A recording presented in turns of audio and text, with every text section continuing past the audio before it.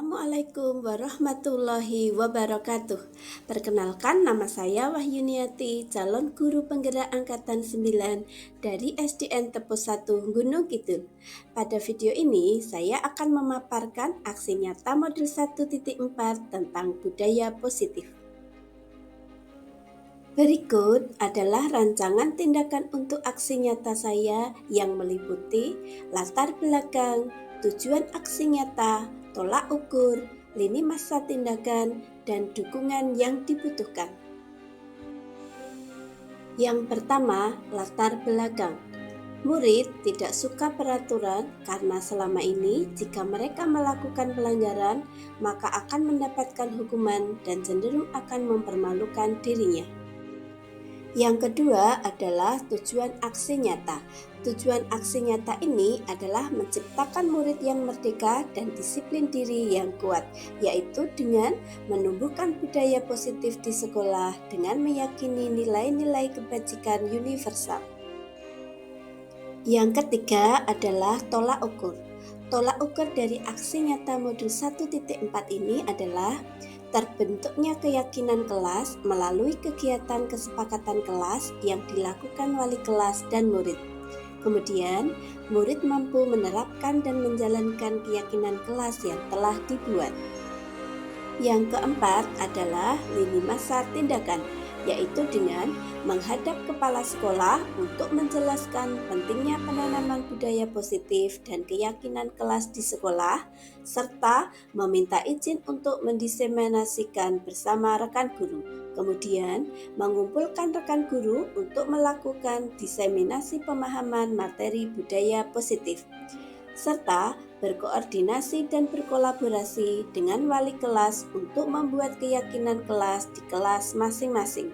Selanjutnya, memantau, merefleksi, dan mengevaluasi keyakinan kelas yang telah dibuat. Yang kelima adalah dukungan yang dibutuhkan. Dukungan yang dibutuhkan antara lain dukungan dari kepala sekolah, rekan guru, serta murid agar tindakan yang telah disusun dapat dilakukan secara lancar dan menyeluruh. Kemudian, sarana dan prasarana untuk menumbuhkan budaya positif di sekolah. Selain itu, orang tua dalam melakukan budaya positif di rumah.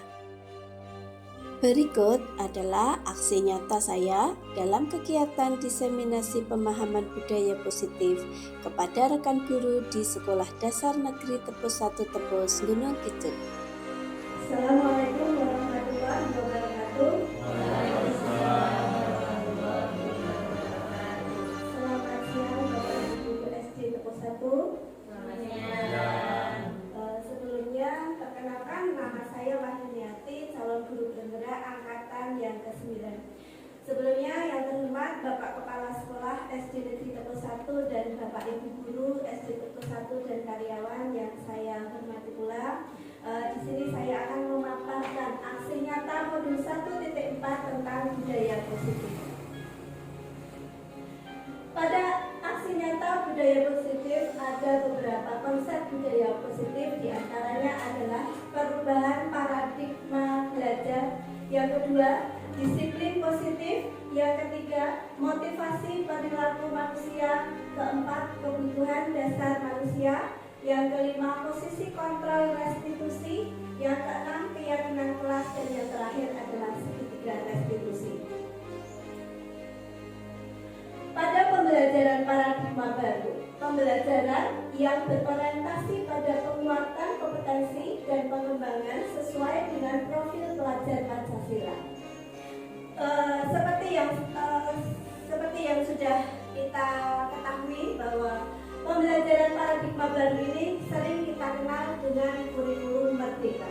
Pada kurikulum merdeka ada 5 dimensi profil pelajar Pancasila, antara lain beriman dan bertakwa kepada Tuhan Yang Maha Esa dan berakhlak mulia, berkebinekaan modal, gotong royong, kreatif, bernalar kritis, dan mandiri. Pada disiplin positif adalah upaya orang tua atau pendidik dalam memperkuat hubungan dengan anak, memahami perspektif anak-anak, membangun empati, mengurangi hukuman, dan memperkuat kepercayaan sesuai dengan nilai-nilai kebajikan. Pada disiplin positif ini yang ditekankan adalah tidak diperbolehkannya hukuman atau penghargaan dari seorang guru ataupun orang tua kepada anak-anak ataupun kepada murid. Jadi tujuan dari disiplin positif adalah mengurangi hukuman atau penghargaan, karena hukuman dan penghargaan ini akan memberikan mengurangi mental anak. Kemudian pada motivasi perilaku manusia, menurut James Gossen ada 3 motivasi perilaku manusia, antara lain yang pertama, menghindari ketidaknyamanan atau hukuman. Yang kedua, mendapat imbalan atau penghargaan dari orang tua. Dan yang ketiga, menjadi orang yang mereka inginkan dan menghargai diri sendiri dengan nilai-nilai yang mereka percaya. Untuk nomor 1 dan nomor 2, ketika anak itu baru melaksanakan kedisiplinan karena ketidaknyamanan atau hukuman, atau karena ingin mendapatkan imbalan atau penghargaan dari orang lain, maka anak itu masuk dalam motivasi eksternal. Tetapi ketika anak itu sudah ada kesadaran dari dirinya sendiri, maka motivasi yang ia miliki adalah motivasi internal. Ada 5 kebutuhan dasar manusia. 5 kebutuhan dasar manusia yaitu kebutuhan untuk bertahan hidup atau survival. Kemudian yang kedua, cinta dan kasih sayang atau love and belonging. Ketiga, kebebasan atau freedom. Yang keempat, kesenangan atau fun. Dan yang kelima adalah kekuasaan atau power. Pada kebutuhan dasar bertahan hidup itu hubungannya dengan fisiologi. Jadi kebutuhan seperti makan, minum, tidur, istirahat itu masuk pada kebutuhan untuk bertahan hidup. Kemudian dari kebutuhan cinta dan kasih sayang atau love and belonging ini, misalnya seorang murid yang ingin diberi kasih sayang oleh orang tua atau kepada gurunya, atau murid yang ingin diperhatikan oleh gurunya, ini masuk pada kebutuhan cinta dan kasih sayang. Kemudian yang ketiga adalah kebebasan. Ini contohnya misalnya anak itu juga memerlukan kebebasan, waktu lenggang, istirahat, seperti itu. Kemudian kesenangan, fun, ini kebahagiaan. Anak mungkin senang ketika mendapatkan nilai yang baik. Kekuasaan atau power, ini misalnya anak memiliki prestasi, dia juga ingin memiliki kedudukan di dalam suatu organisasi. Posisi kontrol atau restitusi guru itu ada 5 posisi. Di antaranya adalah posisi penghukum, posisi pembuat merasa bersalah, posisi teman, posisi pemantau, dan posisi manajer. Pada posisi penghukum, misalnya ada seorang guru yang mengatakan, ada anak yang terlambat, kamu sudah terlambat. Kalau kamu terlambat, saya akan beri hukuman kamu keliling lapangan. Maka pada posisi ini adalah posisi guru sebagai posisi penghukum. Kemudian posisi pembuat merasa bersalah. Misalnya ada seorang guru, ada anak yang terlambat. Hari ini kamu sudah terlambat. Apa kamu tidak kasihan sama bu guru? Nah, ini akan posisinya adalah pembuat merasa bersalah. Kemudian posisi teman. Ya, hari ini kamu sudah terlambat, tapi besok jangan diulangi lagi. Ini posisi guru sebagai teman. Kemudian posisi pemantau, misalnya ada guru, kamu tahu peraturan di sekolah kita apa? Nah, jika ada guru yang menanyakan seperti itu, maka posisi guru itu adalah sebagai pemantau. Kemudian yang terakhir adalah posisi manajer. Pada posisi manajer inilah posisi yang paling baik bagi seorang guru. Karena pada posisi manajer ini, guru akan menganalisis dulu latar belakang anak misalnya datang terlambat itu karena apa. Kemudian ditanyakan keyakinannya, apakah sudah sesuai atau belum. Kemudian dicari permasalahan, kemudian dicari solusi yang terbaik. Kemudian keyakinan kelas. Keyakinan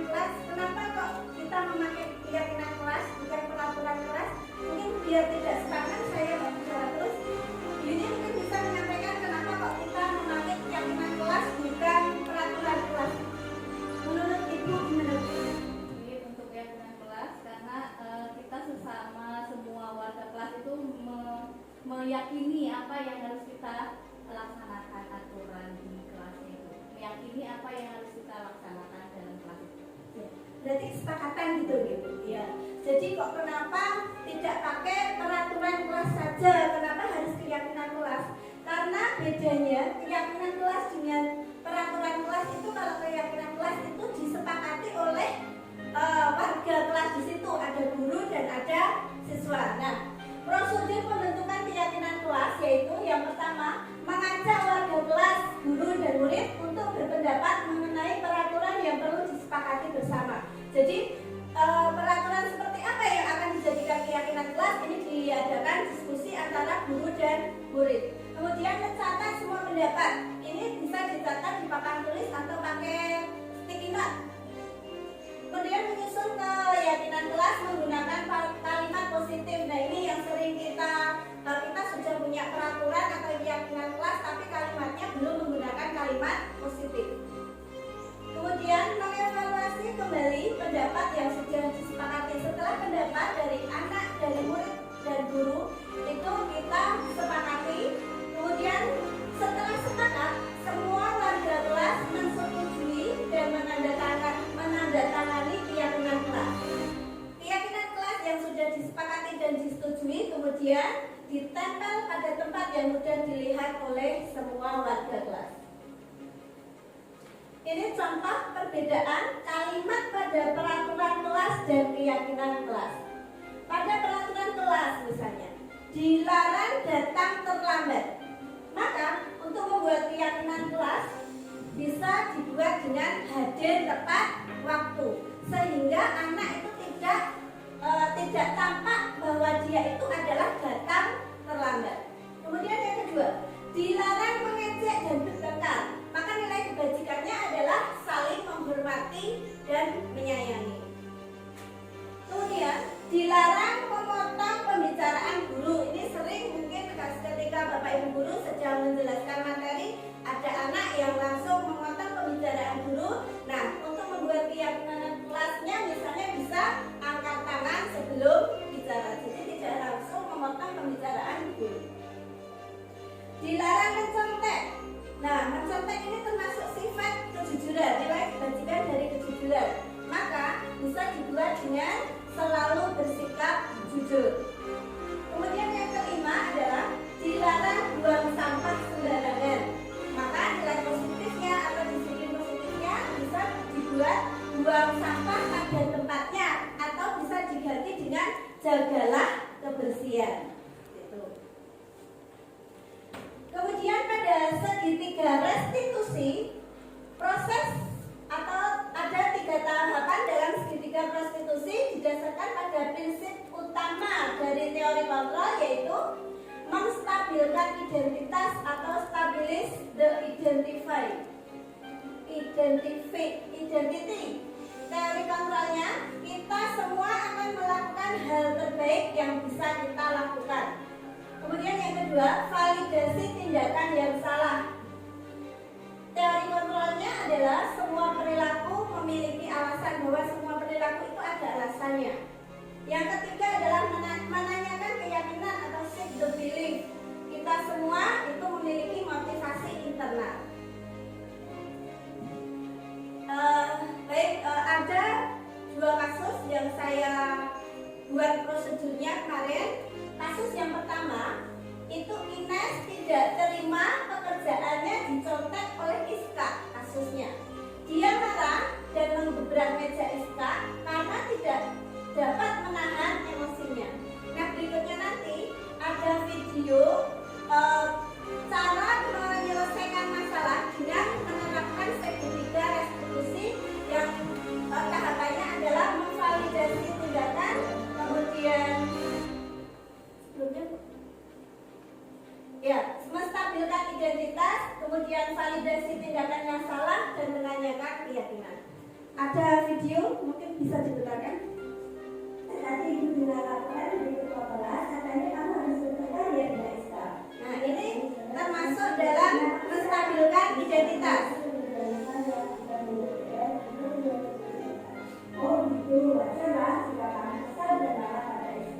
jika itu di posisi kamu, itu pasti marah dan kesal sama Islam.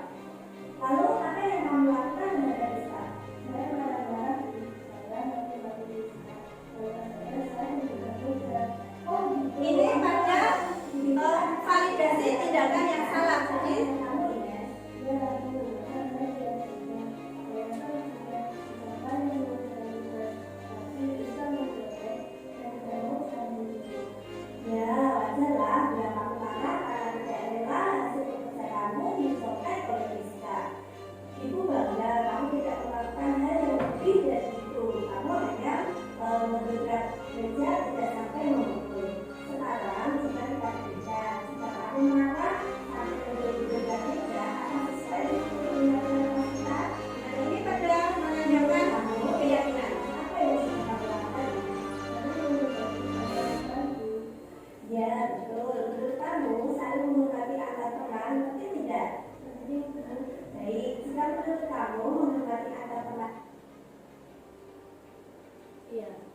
ternyata sinyalnya yang tidak. Oke, jadi begitu. Jadi di dalam menyelesaikan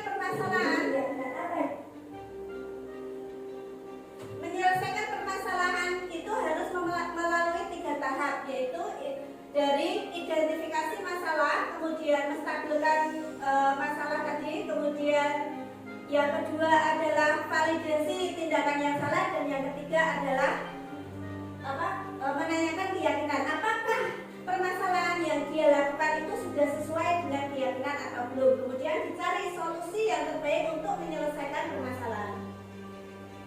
Kemudian kasus yang kedua itu awalnya sering datang terlambat karena tidur selalu kemalaman, sehingga banyak pelajaran yang tertinggal. Ada videonya kembali. Kawan tadi juga Pak, kawan dari tiket katanya kamu sering datang terlambat ya.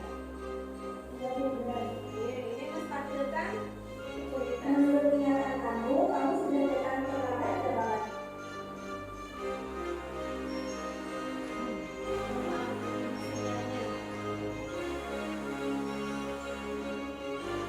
Ya, jadi nanti di dalam skenario ini itu juga melibatkan anak, kemudian diselesaikan dengan segitiga restitusi untuk mendapatkan solusi yang terbaik.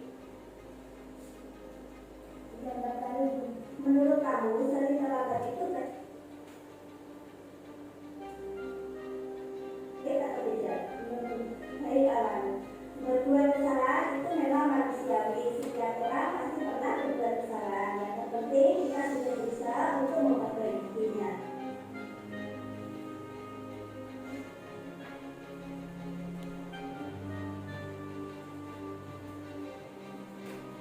Lanjut. Kita cari solusinya di sana ya.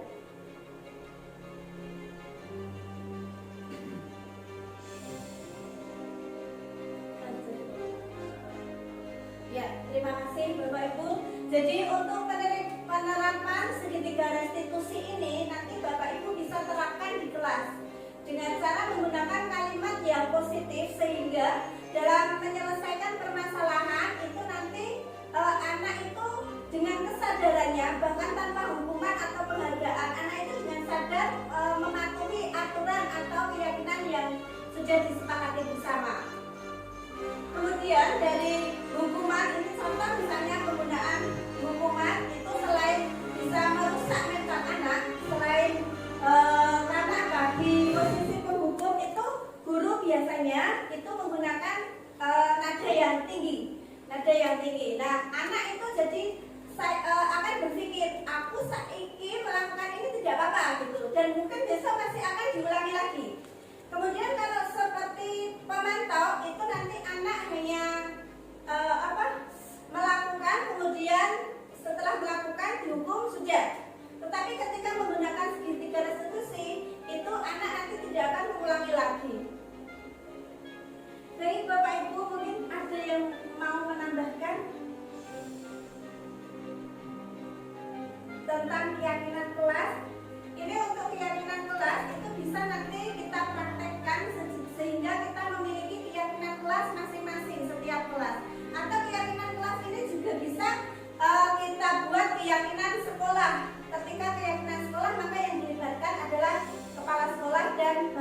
guru yang lain. Mungkin Bapak bisa mau menambahkan? Intinya dari apa yang disampaikan oleh Bu Yuli tadi adalah menumbuhkan kesadaran dari dalam jiwa anak tersebut untuk melakukan hal-hal yang positif. Di antaranya juga melanggar suatu peraturan sekolah, anak tersebut akan merasa menyadari dan berpikir diri bahwa peraturan tersebut adalah melanggar dari peraturan agama dan telah ditetapkan dalam keyakinan. Terima kasih Pak. Jadi ya betul sekali, intinya adalah dengan kesadaran atau motivasi internal dari pribadi anak tersebut. Jadi bukan karena paksaan atau penghargaan. Kalau melakukan atau menaati peraturan itu akan mendapatkan penghargaan dari guru atau dari orang tua. Seperti itu. Mungkin dari Bapak Ibu guru yang lain ada?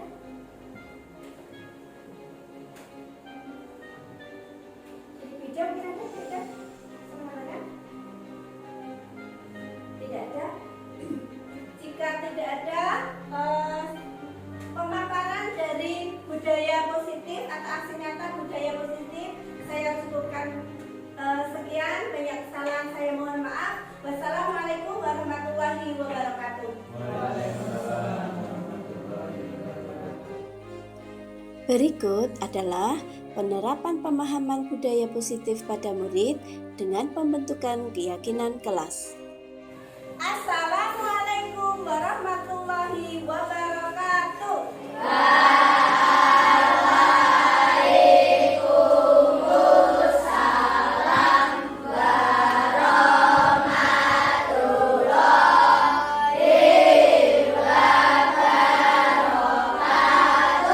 Selamat pagi anak-anak.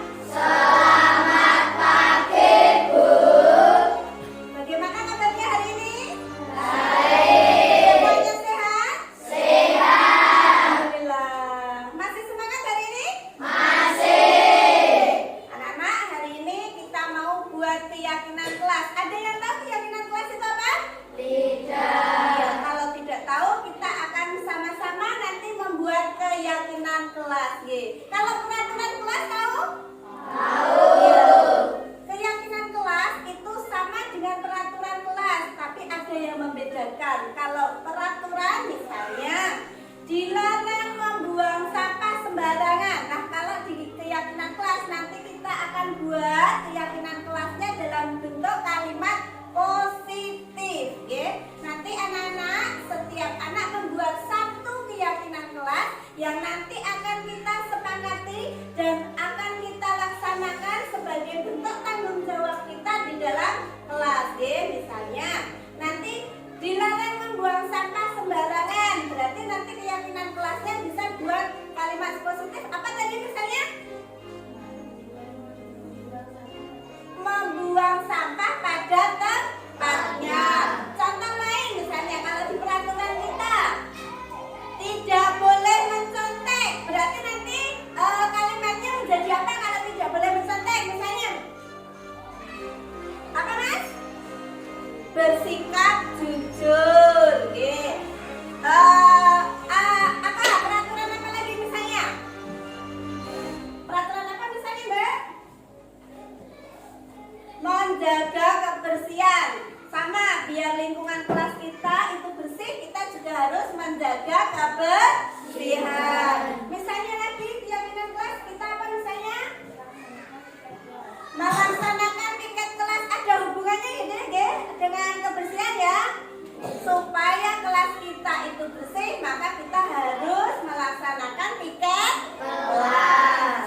Contoh keyakinan kelas yang lain apa misalnya? Mengerjakan PR di rumah. Boleh tidak mengerjakan PR di sekolah? Tidak. Maka kalau ada PR harus dikerjakan di rumah. Contoh lain misalnya apa, Mas?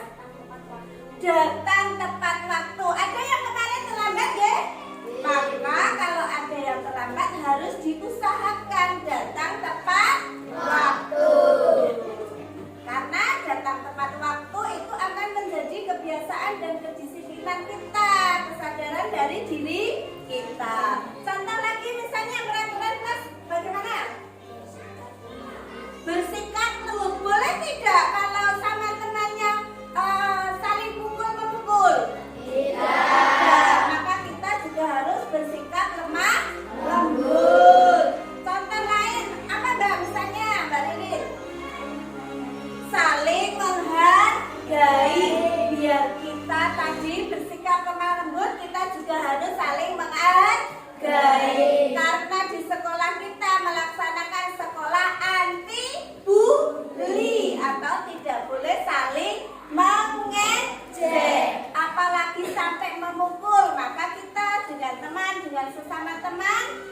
guru harus saling menghargai.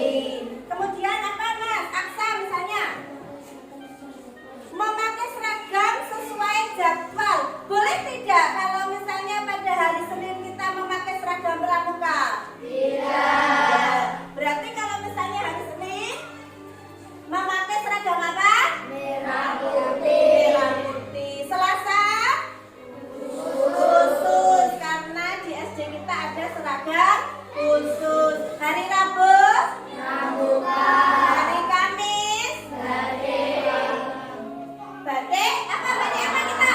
Batik walang, karena kita di Gunung Kidul ciri khasnya mempunyai batik walang.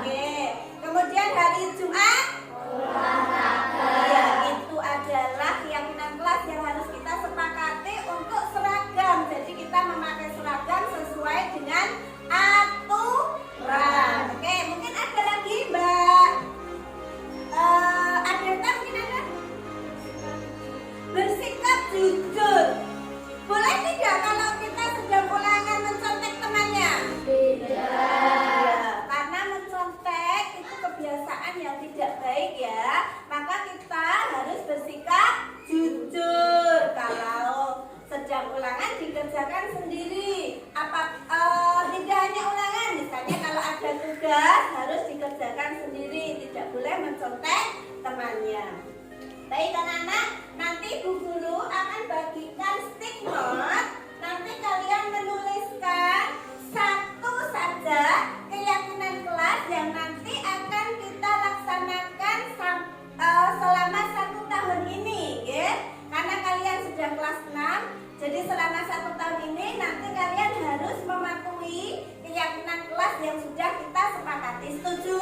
Setuju. Ya. Silakan nanti tuliskan keyakinan kelasnya menggunakan kalimat positif, ya. Jadi tidak boleh menggunakan kalimat negatif. Misalnya dilarang mencontek. Tadi apa betulnya? Bersikap jujur. Tidak boleh menulis dilarang membuang sampah sembarangan. Nanti kalimat positifnya bagaimana? Membuang sampah pada tempatnya. Membuang sampah pada tempatnya. Sudah paham? Sudah. Silakan ditulis satu saja, diberi nama misalnya. Adesta apa? Betul ya? Paham?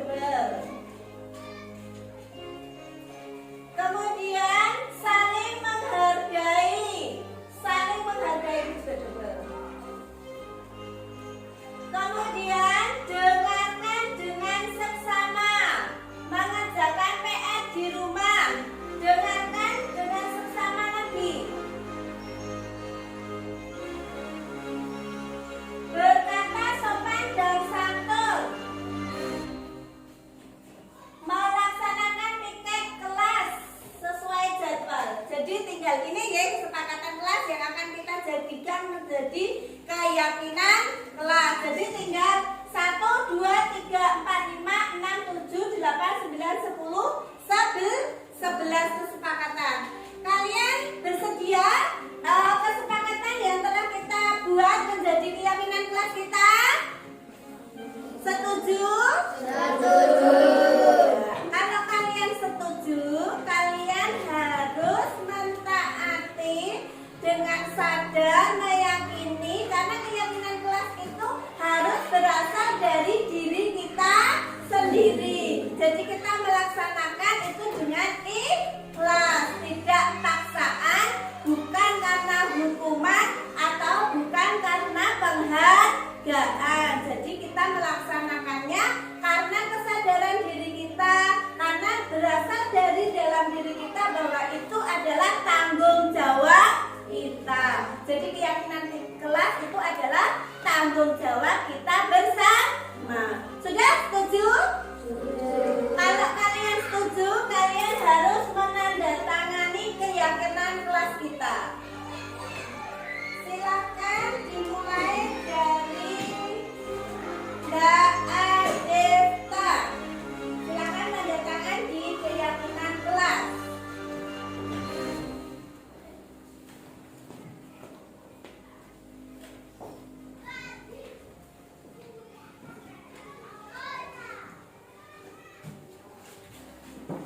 Dilanjutkan Mas Aksa.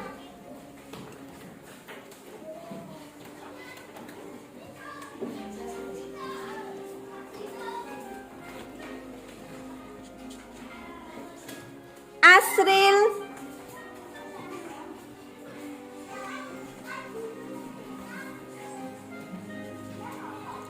Ais.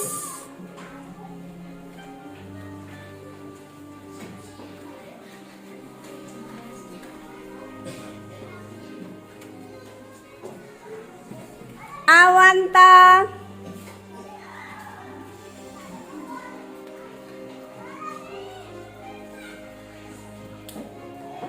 Dimas.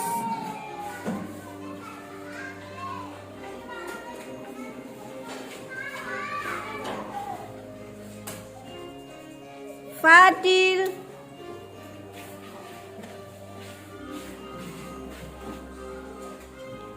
Fiona.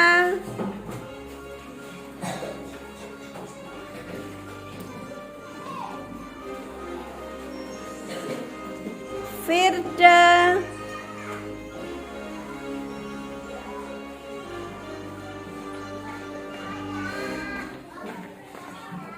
Vano.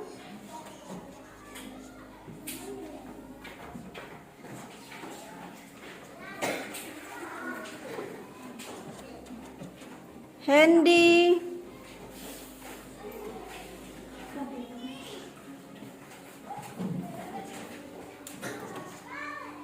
Hernawan.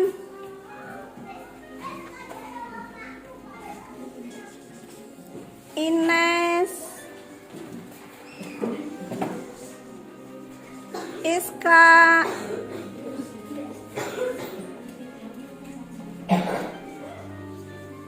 Nacita.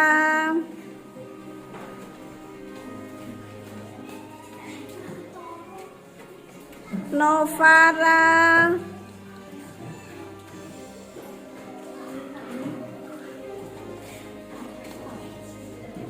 Radit.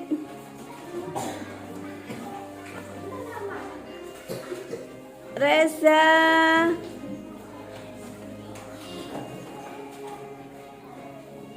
Radifa.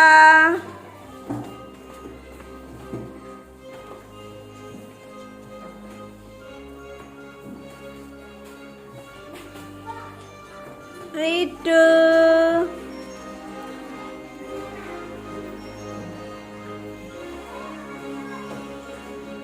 Riril.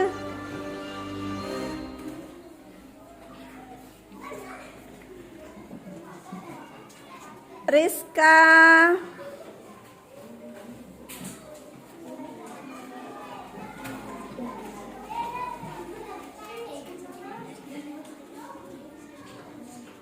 Olivia,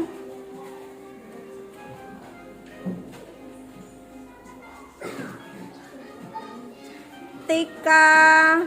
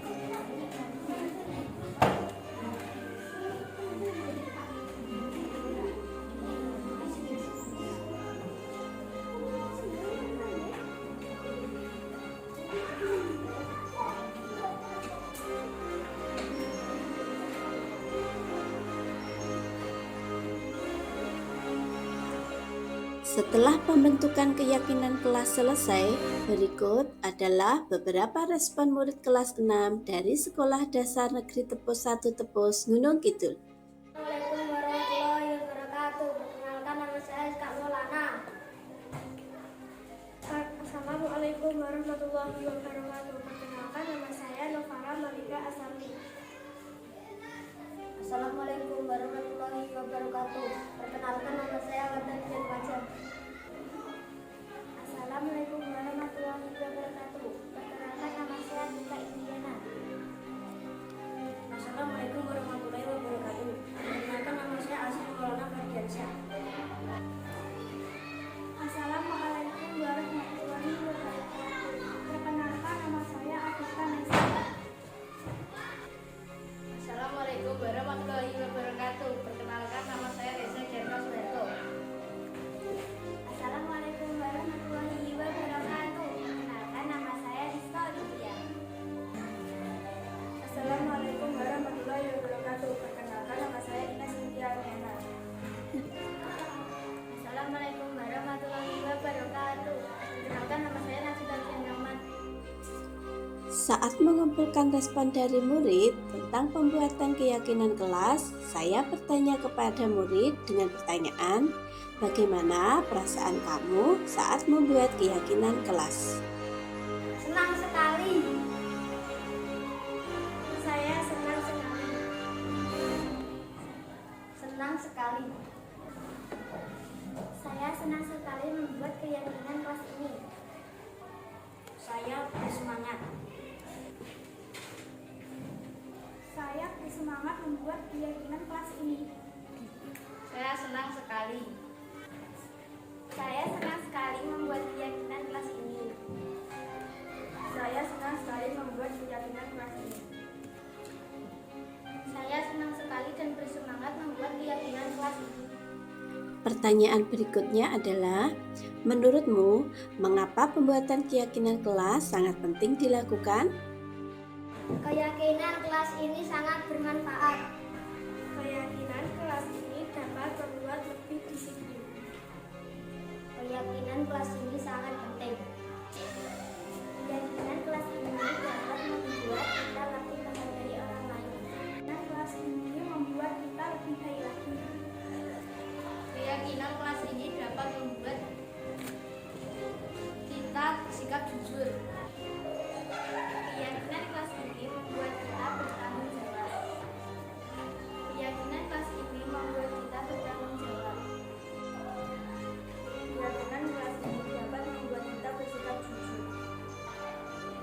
Keyakinan kelas ini dapat membuat kita lebih menghargai orang lain. Berikut adalah refleksi aksi nyata pada kegiatan diseminasi budaya positif dan pembentukan keyakinan kelas pada modul 1.4 tentang budaya positif.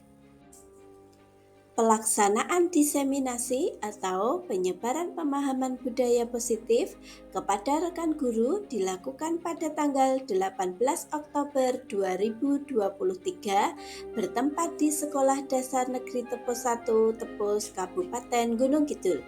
Terdapat 11 orang guru dan karyawan yang mengikuti kegiatan ini. Pembuatan keyakinan kelas bersama murid kelas 6 saya lakukan pada tanggal 19 Oktober 2023. Murid-murid sangat bersemangat dalam membuat keyakinan kelas ini karena menurut mereka keyakinan kelas ini sangat penting dan bermanfaat untuk penerapan budaya positif di kelas dan di sekolah. Perasaan saya setelah melakukan aksi nyata ini adalah saya menjadi sangat bersemangat dalam melakukan perubahan ke arah yang lebih baik, terutama dalam menerapkan konsep-konsep inti budaya positif di Sekolah Dasar Negeri Tepus 1 Tepus, Kabupaten Gunung Kidul. Rencana perbaikan saya untuk implementasi ke depan adalah: pertama, saya akan selalu melakukan evaluasi secara berkala. Kedua, terus meningkatkan koordinasi dengan semua pihak di lingkungan sekolah. Ketiga, terus meminimalisir kekurangan-kekurangan yang ada. Keempat, terus meningkatkan ilmu pengetahuan yang berkaitan dengan budaya positif. Dan yang kelima, selalu menganalisis kebermanfaatan hasil diseminasi tersebut terhadap murid dan lingkungan belajar. Demikianlah pemaparan aksi nyata modul 1.4 tentang diseminasi pemahaman budaya positif dan pembuatan keyakinan kelas di Sekolah Dasar Negeri Tepus 1 Tepus Gunung Kidul. Terima kasih. Wassalamualaikum warahmatullahi wabarakatuh.